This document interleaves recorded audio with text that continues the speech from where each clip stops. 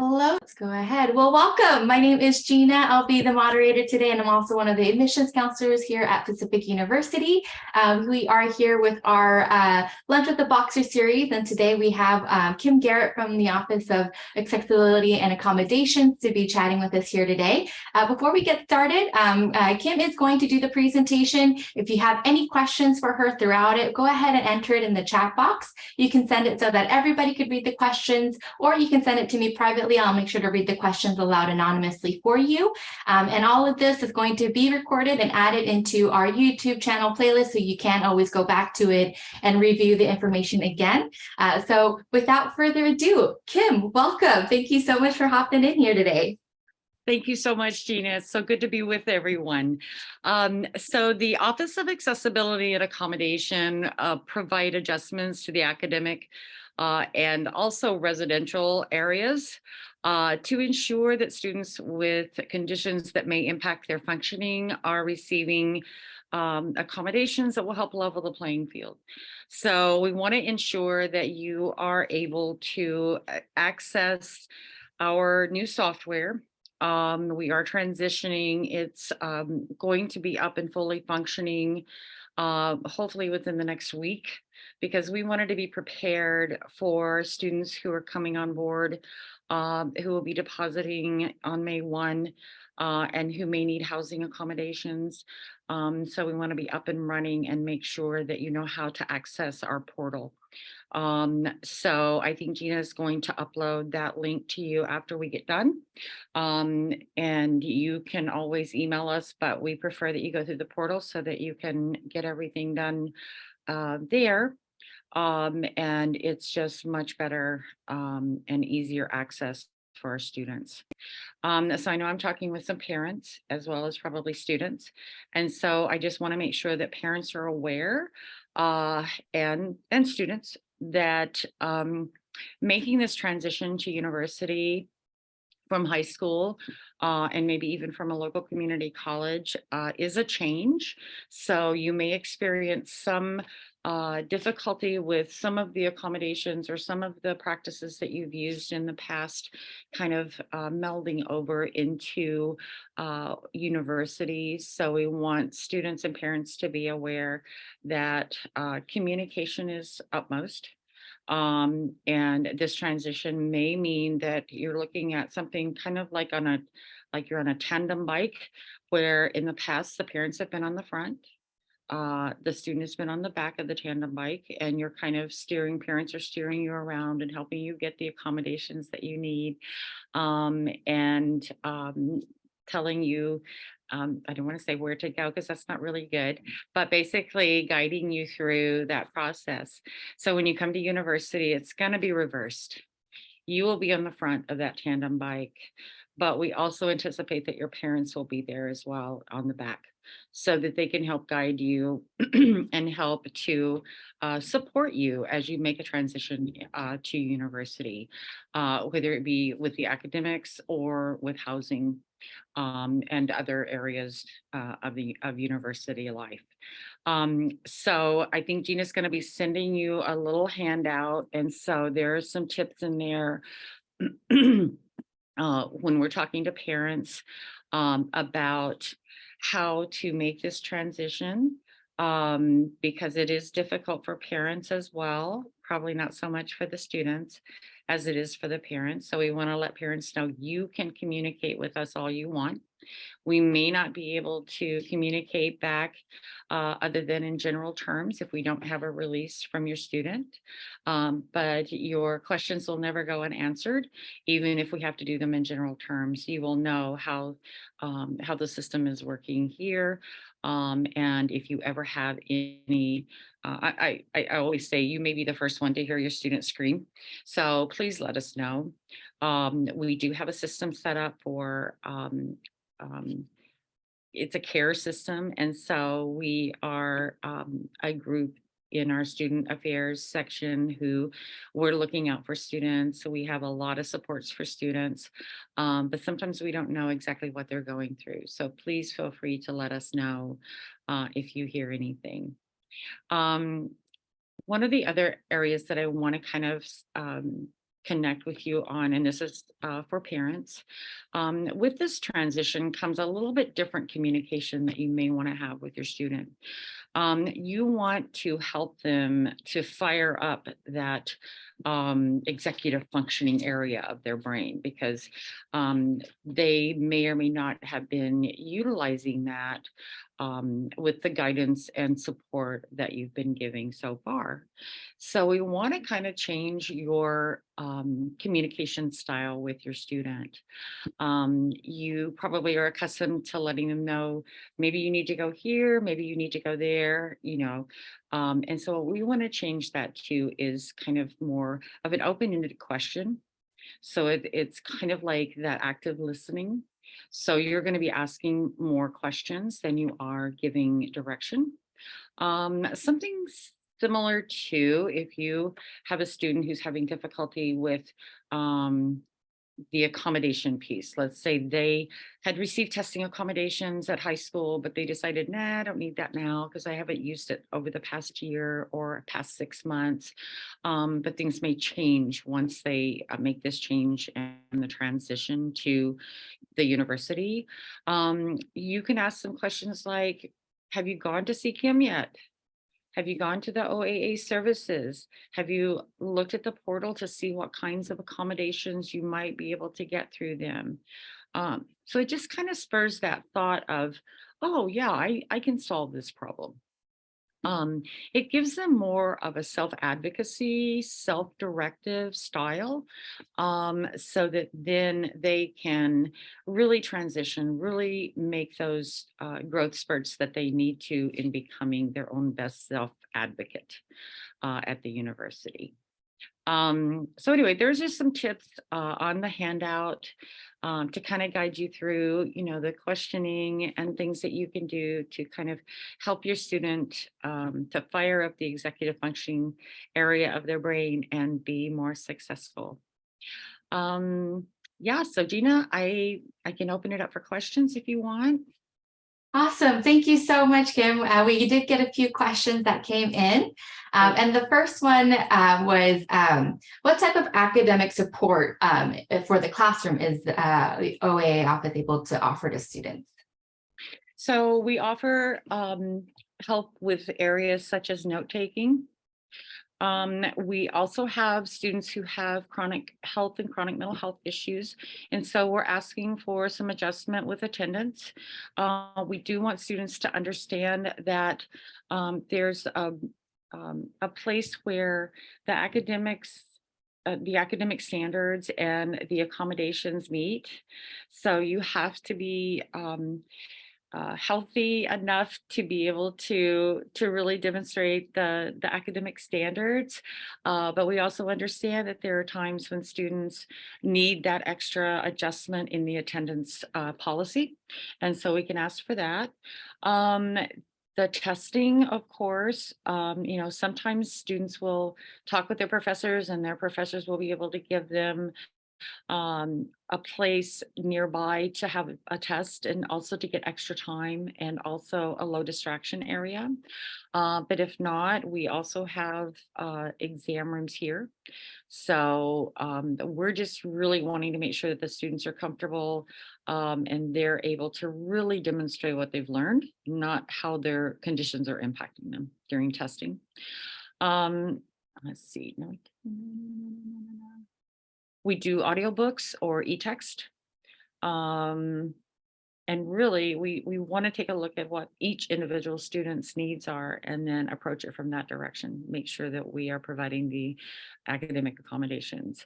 Yeah, because we've had all different kinds of students that come to us with conditions that impact, and we always say conditions that may impact their functioning. It really depends on the class, whether it's a lab or a classroom setting lecture, but we always try to make sure that they have equal access. And just remember, equal does not mean the same.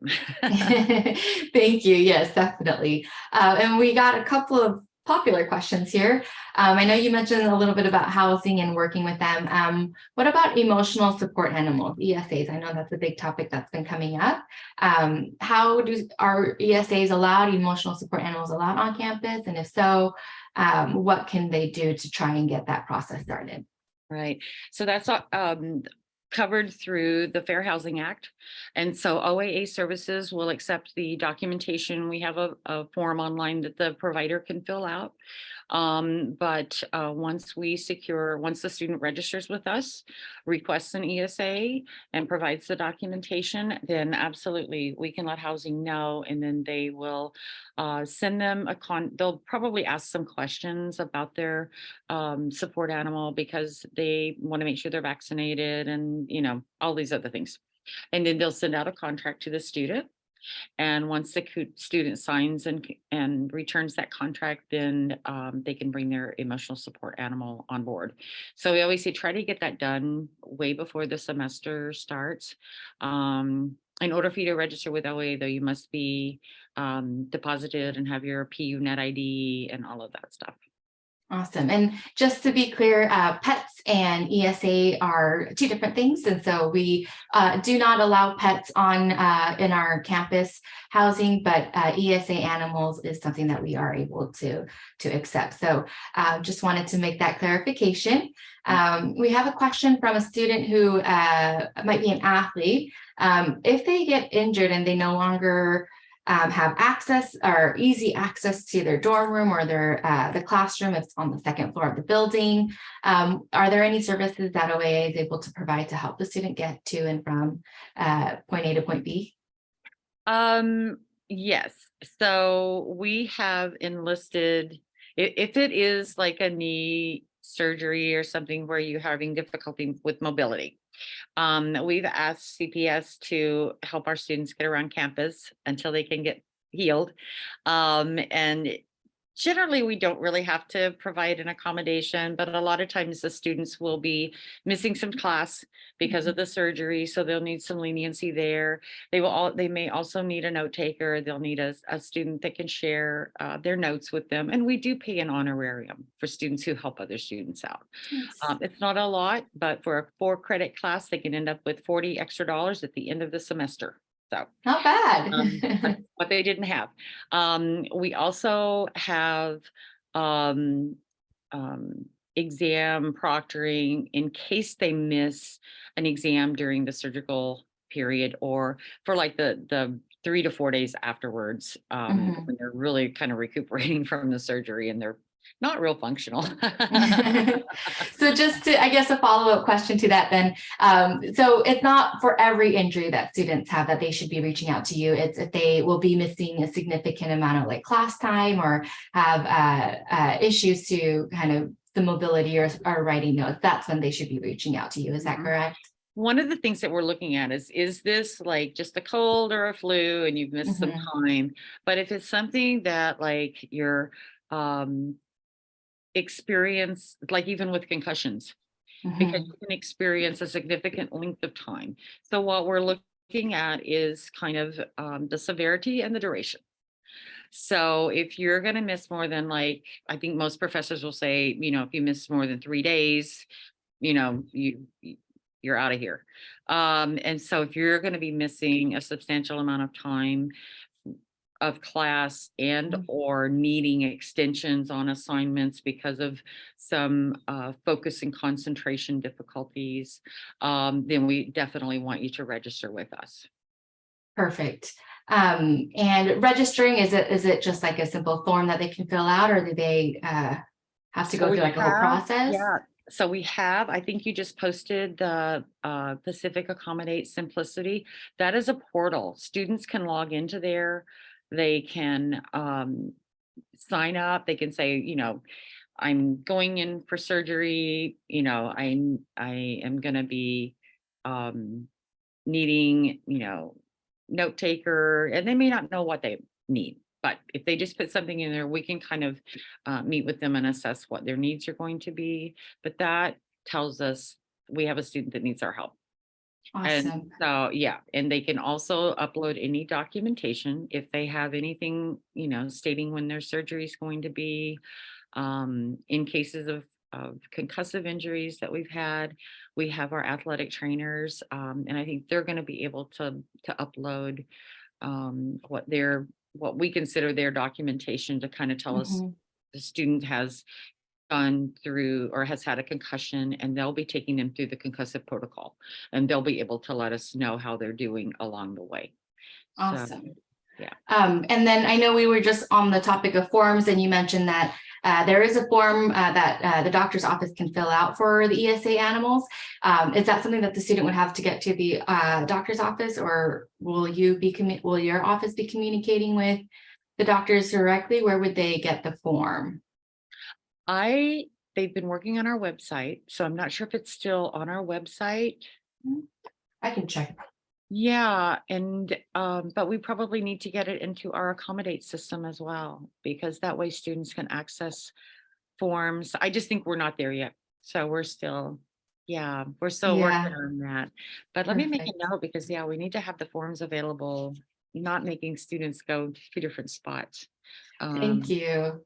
yeah, but there is a documentation of medical disability form. You don't, and there is one for an ESA recommendation form. You don't have to use those forms. Your doctor, we want to make it as easy as for your doctors and your other providers to get information to you. If you have a My Chart, if you have Mhm. um, a doctor's letter, even if it is an older letter. If it's something that hasn't changed, then we can absolutely take that. Same with IEPs from high school. We can take those to get you started.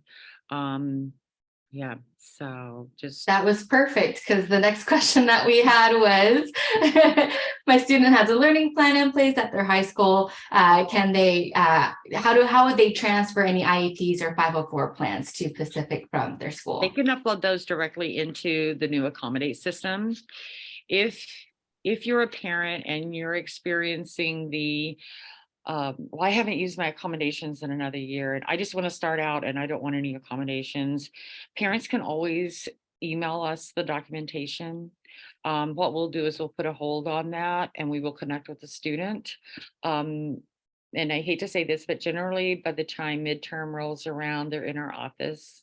So if we've got the documentation already, it helps us to marry those two, Mhm. because we can also upload them to the student file so they'll know it's there. And then hopefully they will, if they need us, then hopefully they will go ahead and complete the intake form. Awesome. Yes. And as a good point, please try to do it earlier the better. And I know students at the last minute, when they are in a panic mode, kind of want things and wish things to be done immediately. But there are processes to all of this. So we definitely recommend, just like Kim said, to try and get all of this information in before ahead of time. And so that when the services are needed, that we are able to bring up all that information a lot quicker. Awesome. If the student has allergies, if they have like any food allergies or any type of other environmental allergies, should they be reaching out to housing, or is that something that your office is able to work with the students on? So if it's a food allergy, then they have to do what's called a food waiver, I believe, through housing. I know housing is changing some of their requirements, but that's something that they handle in-house, because of the um, it is so different for so many different students. And so they want to make sure that the student is getting the type of support they need with the food, as well as to meet their needs with regards to their allergies. So, it's kind of a work in progress, for students who are coming on board to really try and determine what it is that they will be able to like have, pre-made for them, so that they're not spending all of their time trying to Mhm. just make food, that gives them the ability to then concentrate more on their studies. And so dining services and housing are better equipped to deal with that interaction that needs to occur. Perfect. If it Um, is, I'm sorry, if no, go it ahead. is, yeah, if it is a And now I'm going to backtrack with you. So if we need to notify other individuals besides housing, let's say, for instance, that someone who uses an EpiPen, we have a statement that we can put out to professors that, will let them know kind of what they need to do in case they have a student that goes into anaphylactic shock. It is quite different also for individuals who have diabetes type 1 as to what the professor needs to do in those cases, as it is very different for students who have, um, oh my goodness, I just lost my train of thought. Epilepsy. So students who have epileptic seizures, they're constantly getting the emergency truck called on them, right? And that's like $1,000 a pop, right? And so we just try to notify faculty kind of what is the correct course of action. It's very different for those three areas that students deal with. Mhm. Yes, and I do know that you will be working with the families individually when they need the help and stuff. So if there are specific questions or specific health issues or anything that you would like to discuss that is pertaining to you or the student, I would definitely reach out for some of the more detailed information that you need. So thank you for answering that. And just to kind of backtrack a little bit for clarification on the form for the ESA. To send in a form, it would be on that Simplicity site that we will that the link has been provided in the chat, and they can also just send an email. Is that correct? So I'm not sure if the form is in Accommodate yet. I think maybe the form is still on our website. Got it. Okay. Yeah, and it should be under, hopefully it'll be under forms. So our main website, yeah. And yeah, and so we're going to be putting the Accommodate link also in our main website. So that will still be active. It will still help guide you. And so until we get the forms into Accommodate, that's probably the best place to go to get them. Perfect. And I have somebody on my team going in to the website to see if we can get a direct link. So you have access to that form. Yeah. It's the other question that came in is about tutoring. So I know we talked a little bit about academic services that we are able to provide in the classroom. We do have tutoring. Can you talk a little bit about what the difference is between the tutoring and what OAA is able to offer for students? So the tutoring is kind of a supplemental. We have an academic coach, and then we have a tutoring center, the Center for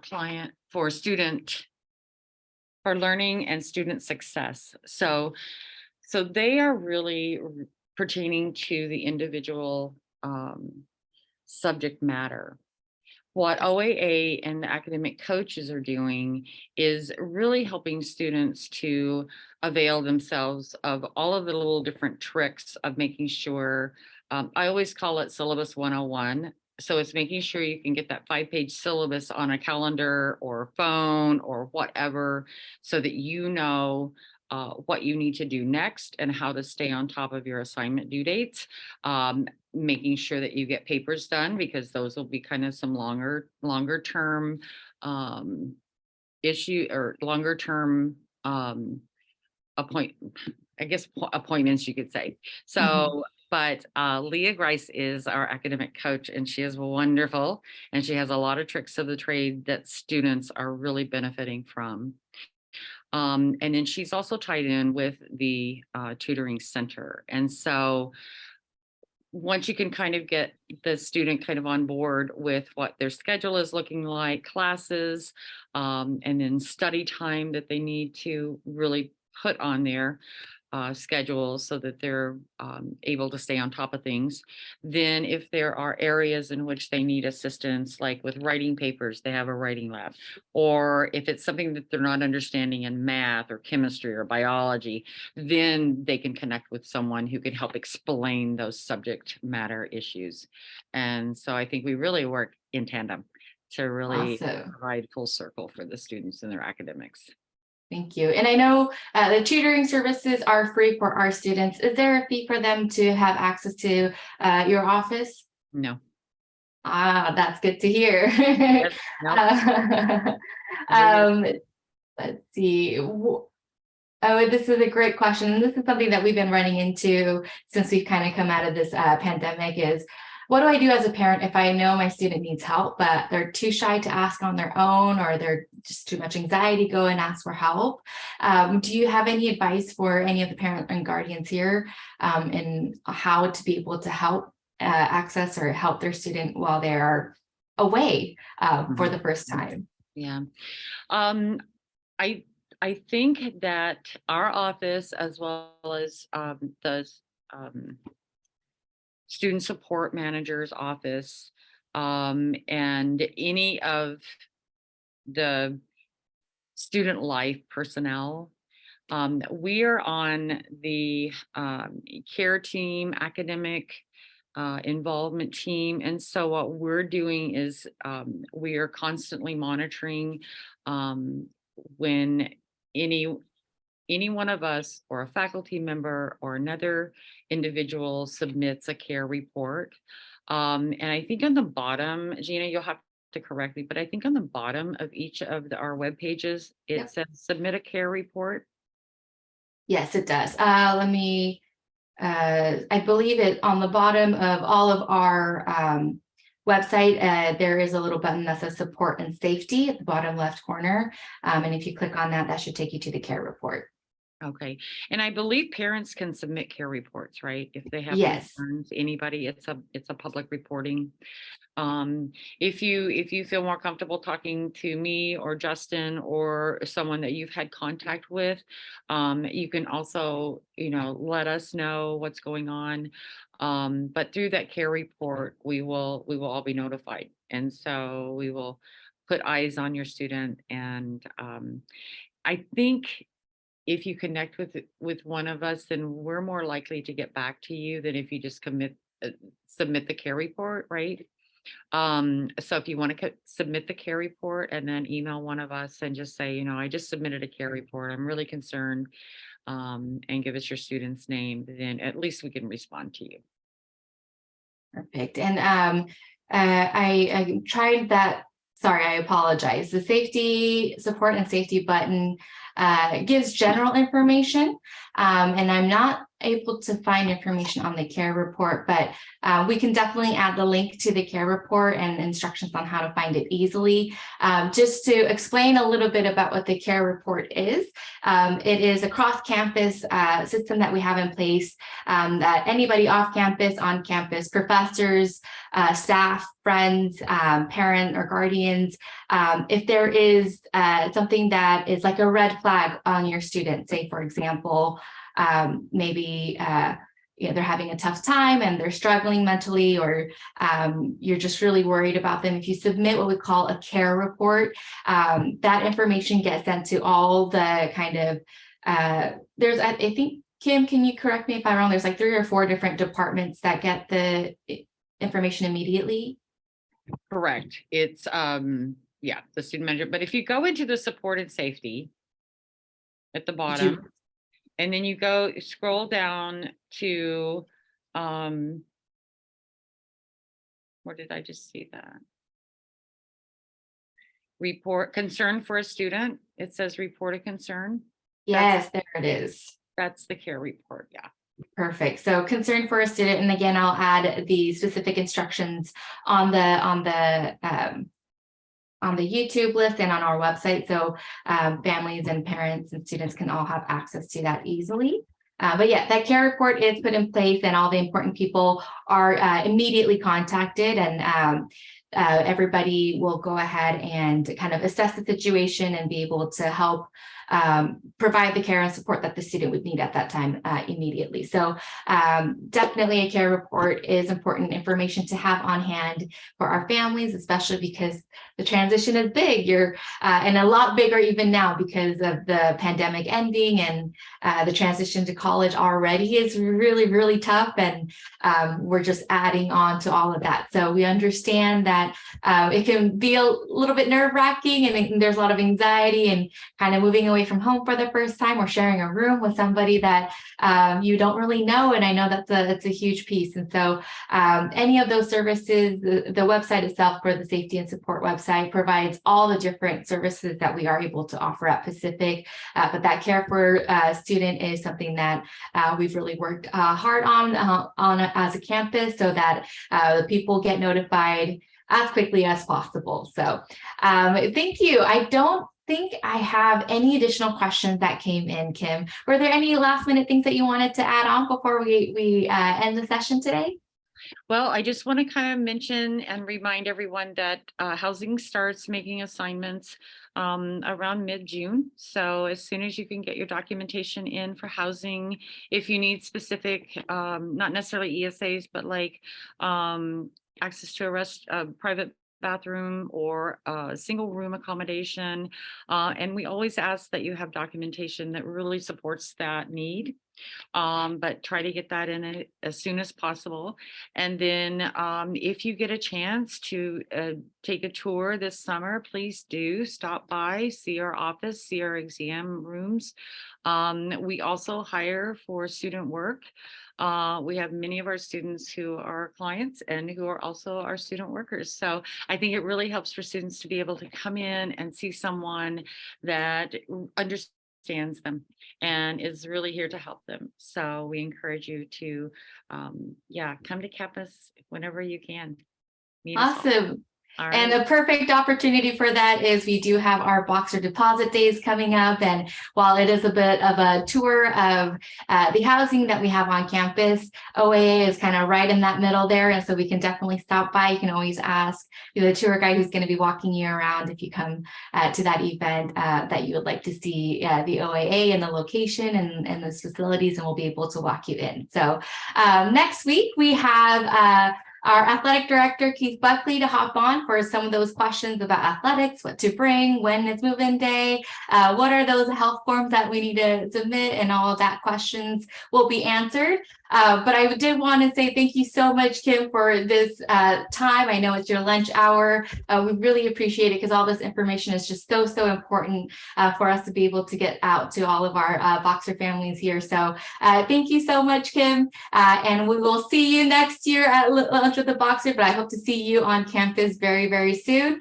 Everybody else, thank you so much for hopping in today. Have a great rest of the day, and we'll see you next week at our next Lunch with the Boxer session with our athletic director, Keith Buckley. Have a great rest of the day and a great week. Thank you. Thank you so much, Gina. Bye-bye, everyone. Bye.